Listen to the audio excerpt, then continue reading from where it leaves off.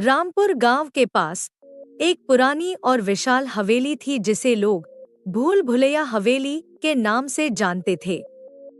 हवेली का मालिक ठाकुर प्रताप सिंह वर्षों पहले अचानक गायब हो गया था। तब से यह हवेली वीरान और डरावनी कहानियों का अड्डा बन गई थी। गांव के लोग बताते थे कि रात को हवेली से अजीब आवाजें आती थी। हवेली के पास जाने की हिम्मत कोई नहीं करता था, सिवाय किशोर नामक एक युवा पत्रकार के। किशोर के मन में हमेशा से रहस्यों को उजागर करने की जिज्ञासा रहती थी। उसने तय किया कि वह इस हवेली के रहस्य का पर्दाफाश करेगा। एक चांदनी रात में किशोर अपने कैमरे और टॉर्च के साथ हवेली के पास पहुंचा।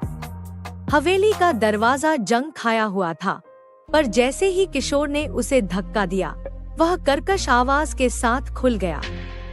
अंदर का दृश्य बेहद खौफनाक था। दीवारों पर धूल जमी हुई थी, पुरानी तस्वीरें दीवारों से झूल रही थी और फर्श पर मकड़ियों के जाले थे। किशोर ने टॉर्च जलाकर चारों ओर देखा। उसने एक पुरानी तस्वीर देखी जिसमें ठाकुर प्रताप सिंह के साथ एक औरत और बच्चा था।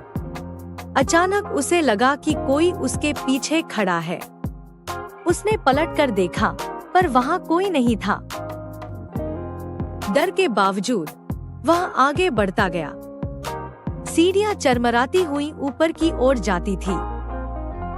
किशोर ऊपर पहुंचा तो उसने देखा कि वहां एक लंबा गलियारा था जिसके दोनों ओर कई कमरे थे। एक कमरे के दरवाजे पर खून के धब्बे थे। उसने दरवाजा खोला और देखा कि कमरा खाली था, पर दीवारों पर खून के छींटे थे। उसका दिल जोर-जोर से धड़कने लगा। तभी अचानक एक ठंडी हवा का झोंका आया और कमरे का दरवाजा जोर से बंद हो गया। किशोर घबरा गया। उसने दरवाजा खोलने की कोशिश की, पर वह जाम हो गया था। तभी उसे कमरे के कोने से किसी के हंसने की आवाज आई। उसने देखा कि एक काले साये ने उसे घेर लिया था। वह साया धीरे धीरे उसकी ओर बढ़ने लगा। किशोर ने कैमरा उठाया और उसकी फ्लैशलाइट ऑन कर दी। फ्लैश की रोशनी से साया गायब हो गया। किशोर ने राहत की सांस ली और दरवाजा खुलते ही भागकर गलियारे में आ गया। वह सीढ़ियों की ओर भागा, पर उसने देखा कि गलियारे के अंत में एक बूढ़ा आदमी खड़ा था। वह आदमी धीरे धीरे उसकी ओर बढ़ने लगा। उसकी आंखें अजीब तरीके से चमक रही थी।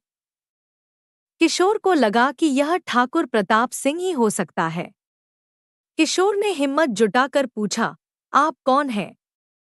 और यहाँ क्या कर रहे हैं? बूढ़े आदमी ने हंसते हुए कहा, यह हवेली मेरी है। मैं प्रताप सिंह हूँ। तुम यहाँ क्यों आए हो? किशोर ने जवाब दिया, मैं आपके गायब होने के रहस्य को जानना चाहता था। प्रताप सिंह ने गहरी आवाज में कहा, यहाँ रहस्य सिर्फ मौत का है। मैं और मेरा परिवार इस हवेली के श्राप का शिकार हो गए थे। मेरी आत्मा यहाँ भटक रही है और तुमने इसे छेड़ दिया। किशोर ने हिम्मत करके कहा, मैंने आपका क्या बिगाड़ा है? मुझे जाने दीजिए। प्रताप सिंह ने कहा, यहाँ से जाओ, लेकिन याद रखना, हवेली के बाहर तुम किसी को कुछ नहीं बता पाओगे। किशोर ने भागने की कोशिश की, पर उसने देखा कि हवेली के दरवाजे अपने आप बंद हो गए थे। उसने खिड़की से बाहर कूदने की सोची, पर तभी उसे लगा कि कोई अदृश्य शक्ति उसे खींच रही है। उसे लगा कि यह उसकी आखिरी रात हो सकती है। लेकिन तभी हवेली के अंदर का माहौल बदल गया। दीवारों पर लगी तस्वीरें खुद ब खुद गिरने लगी। फर्श हिलने लगा और हवेली के भीतर एक अजीब सी रोशनी फैल गई। किशोर को लगा कि हवेली पूरी तरह से टूट जाएगी। उसने अपनी सारी ताकत बटोरी और दरवाजे की ओर दौड़ा। उसने दरवाजा जोर से धक्का दिया और किसी तरह उसे खोलने में सफल हो गया। किशोर बाहर भागा और जल्दी से हवेली से दूर हो गया। उसने पीछे मुड़कर देखा तो हवेली की खिड़कियों में अजीब सी चमक थी और अंदर से आवाजें आ रही थी। किशोर ने कभी वापस मुड़कर देखने की हिम्मत नहीं की।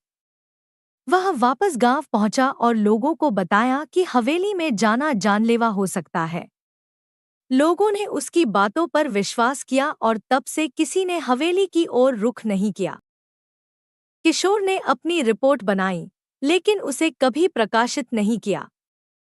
वह जानता था कि कुछ रहस्य हमेशा रहस्य ही रहने चाहिए।